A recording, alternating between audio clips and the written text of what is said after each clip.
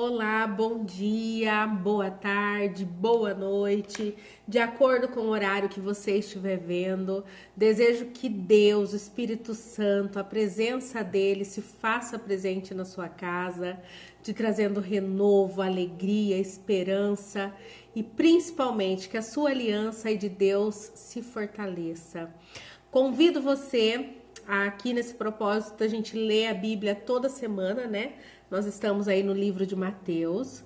Convido você hoje a abrir a sua Bíblia comigo no capítulo 11, no versículo 20, dando continuidade na nossa leitura do livro de Mateus. Pega uma aguinha, um café, pausa o vídeo, pega a Bíblia, porque é a Bíblia que é a carta que o Senhor deixou escrito para você, para mim, para nós, que nós somos filhos amados, né?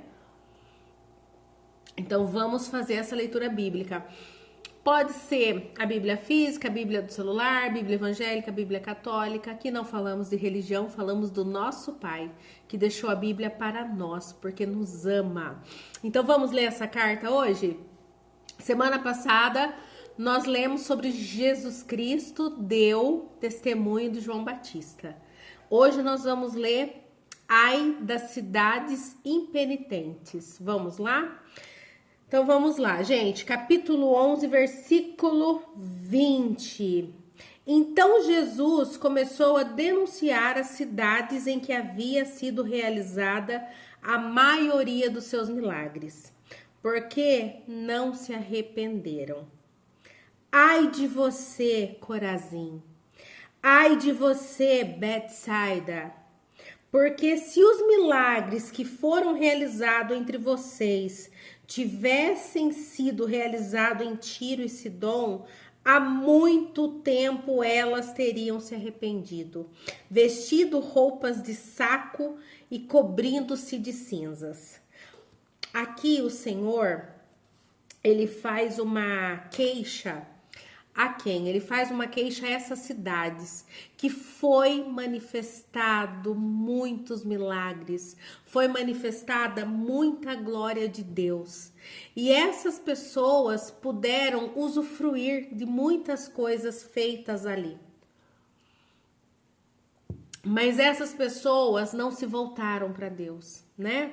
Não se atentaram a crer em Jesus e naquilo que ele veio fazer, a tê-lo como Deus, a tê-lo como Senhor.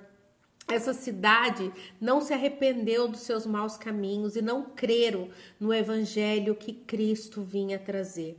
E continuaram na mesma vida, sem ter o Senhor como Deus, como único Senhor e Salvador da tua vida. E aqui ele faz como eu posso dizer, ele faz uma crítica, né? E também uma afirmação. Que essa cidade, ela teve a glória de Deus manifesta através de muitos milagres, mas não aceitaram ao evangelho de Cristo, não aceitaram aquilo que o Senhor trazia, não se arrependeram dos seus maus caminhos. Quando o Senhor fala, né, aqui, ai de vocês, Betsaida, Corazim, porque se os milagres que foram realizados entre vocês tivessem sido realizados em Tiro e Sidom, há muito tempo elas teriam se arrependido e vestido roupas de saco e cobrindo-se de cinzas. Naquela época, gente, quando a gente vai ler o livro de Davi ou algum livro do Antigo Testamento, o que as pessoas faziam? Quando elas estavam se arrependidas, né, se arrependeram de algum pecado, de algo que eles tinham causado, né, ou quando eles queriam chamar a atenção do Senhor, então eles colocavam aquelas roupas de saco e jogavam cinzas na cabeça em sinal do quê? Reconhecendo, né, a sua pequenez, a sua insignificância e do quanto eles necessitavam da misericórdia, do perdão e do amor de Deus, do quanto eles precisavam do Senhor na vida deles.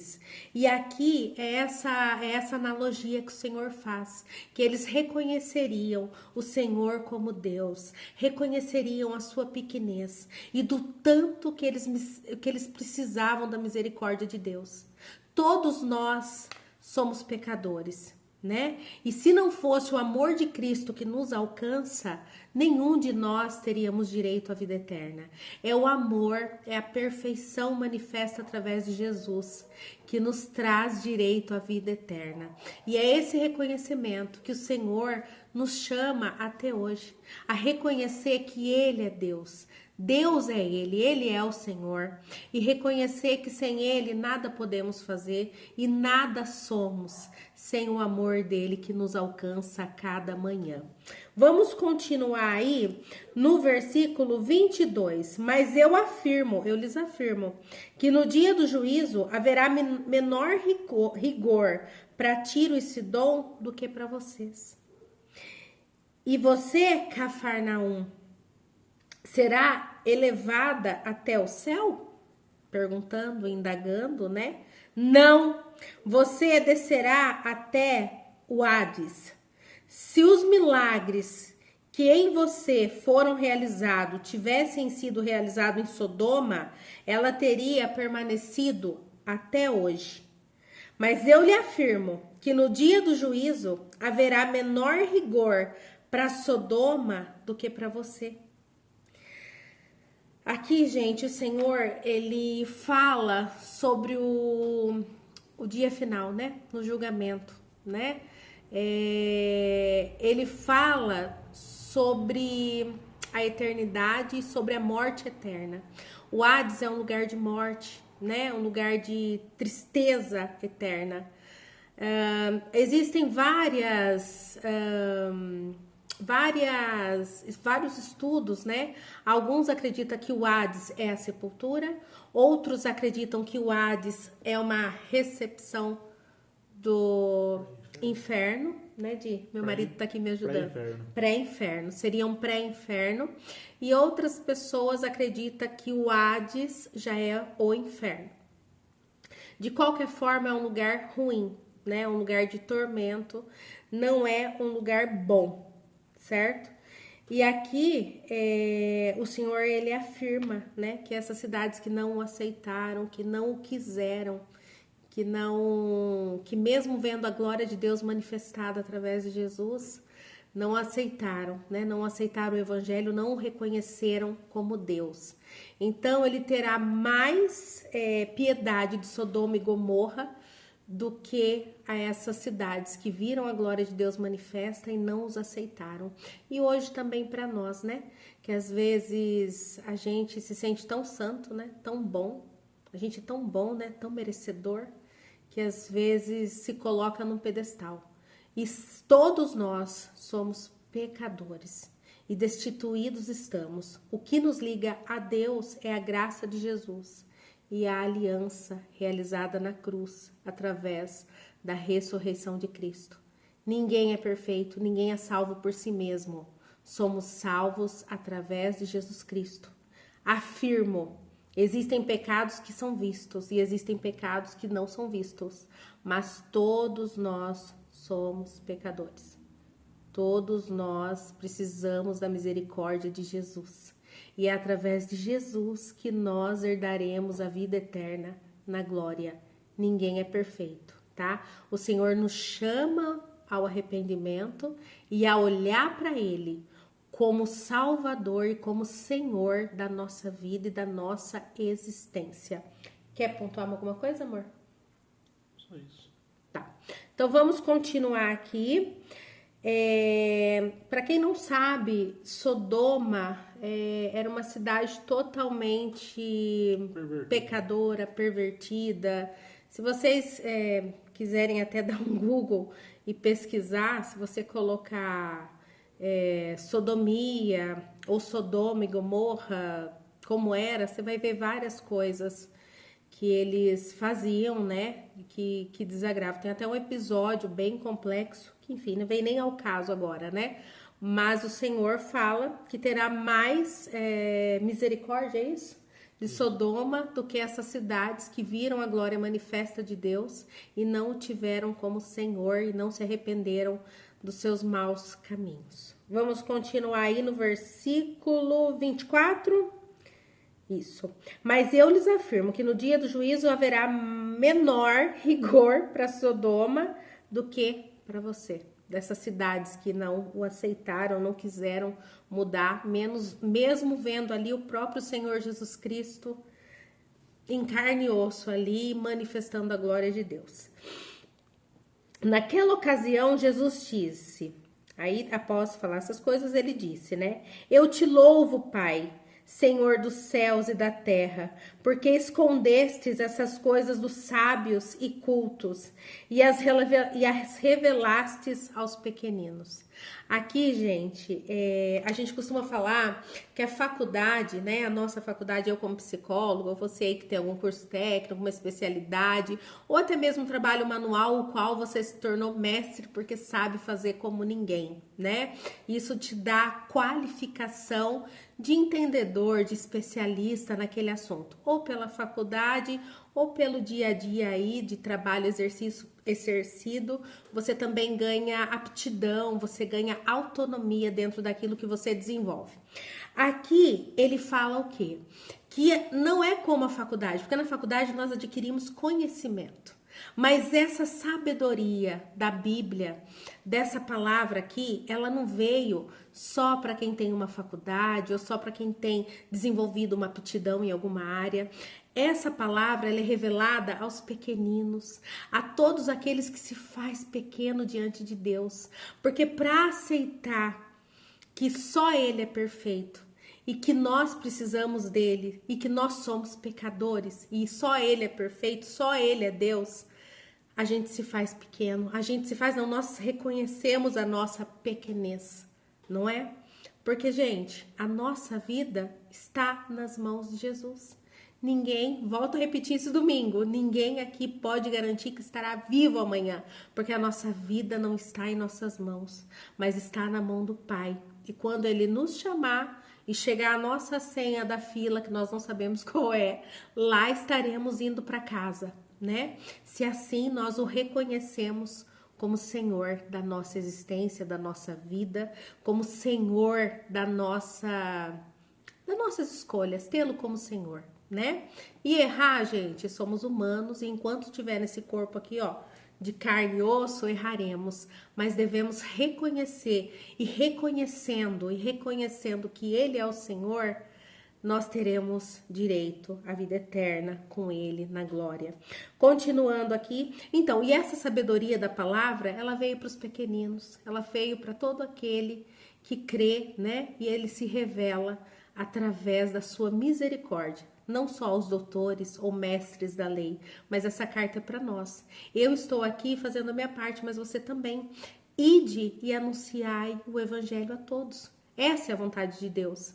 Deus não falou, olha, se forme em tal área para levar o evangelho. Não, eu estou aqui fazendo a vontade dele. Como você amanhã no seu trabalho, ou no dia de semana na academia, onde você estiver, você pode falar do amor de Jesus. Você tem água. E muitos têm sede, e essa água não é tua, é do Pai, é Ele que faz brotar essa água viva dentro de nós. Vamos continuar aqui. Tá. Então aqui o Senhor falou, escondeste essas coisas dos sábios e cultos e a revelaste aos pequeninos, porque às vezes a gente encontra tanta pessoa com tanta sabedoria, né? Sabedoria do alto, sabedoria que só Deus pode dar para aquela pessoa. Vamos continuar no versículo 26. Sim, Pai, pois assim foi do teu agrado. Todas as coisas me foram entregues por meu Pai. Ninguém conhece o Filho a não ser o Pai. E ninguém conhece o Pai a não ser o Filho. E aqueles a quem o Filho o quiser revelar. Aqui o Senhor Jesus fala que todo aquele que vai para Jesus foi entregue por Deus, né? Foi Deus que o deu. E ninguém conhece a Deus como filho, e ninguém conhece o filho quanto ao Pai. Então é essa relação que o Senhor quer que tenhamos com Ele, tá? Você é filho, o Senhor sabe de tudo o que acontece, tudo aquilo que às vezes você tem oculto no seu coração, na sua mente. Mas o Senhor conhece as suas fraquezas, as suas dores, até aquelas dores que não são nem conscientes. Mas o Senhor, como que eu posso usar esse termo? Estraçalha, né? Deslacera, estraçalha as nossas dores, as nossas emoções, e Ele conhece nós como ninguém, porque somos filhos amados de Deus, e Ele conhece aonde dói, aquilo que a gente às vezes não conta, ou às vezes que nem é consciente para nós. Porém, o Senhor conhece a nossa dor e Ele pode sim nos curar, tá? É claro que existem coisas que é da medicina, que é da psicologia, eu como psicóloga posso afirmar isso, mas existem coisas que só o Pai pode curar, porque Ele é o nosso Pai Criador. Tá, então vamos lá, certo, sim, pois, Todas as coisas me foram entregues por meu Pai, ninguém conhece o Filho a não ser o Pai, e ninguém conhece o Pai a não ser o Filho, e aqueles a quem o Filho o quiser revelar. Certo? Venham a mim todos que estão cansados e sobrecarregados, e eu lhe darei descanso. Aqui o Senhor Jesus Cristo nos convida a entregar aos pés da cruz, aos pés dele, o nosso cansaço, a nossa ansiedade, a nossa tristeza, a nossa angústia, e trocar com ele, entregar e pegar o fardo dele que é leve, né? Aqui o Senhor nos convida a todos nós que estamos cansados e sobrecarregados das coisas dessa terra, a deixar aos pés dele, porque ele nos convida a deixar esses fardos.